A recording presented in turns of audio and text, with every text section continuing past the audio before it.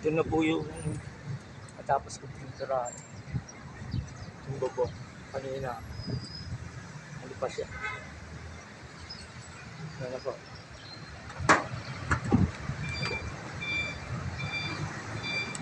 Yan po yung resulta ng matapos kong pinturahan. Meron po akong mga tinira na hindi pa pinipinturahan. Papalitan ko po yan ng side corner flashing. Halos kapiturahan ko ng ganyan. Yan po. Parang na naman siyang bago.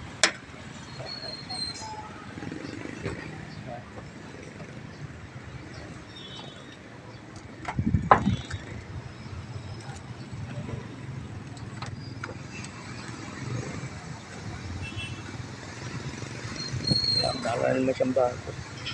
Ito yung ginawa ko nung nakaraan. Tapos ayun naman yung piniturahan ko sa barber shop. Kaya mahaba yan. Basta piniturahan ko nito. Ginawa ko itong bubong na.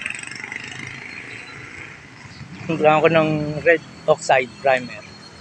Ito naman, baggy green roof guard. Ayan.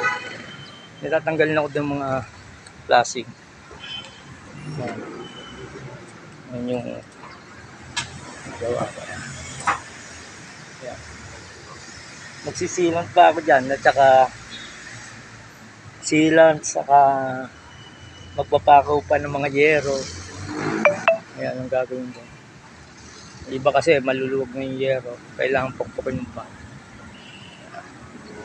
Lumuwag na yung ano lang sa katagalan.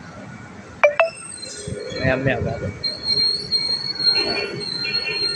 Paglilim, masyado mainit po eh.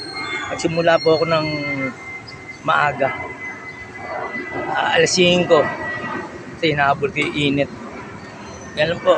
Shoutout po kay Brother Jamir Magana. Like, share, and subscribe.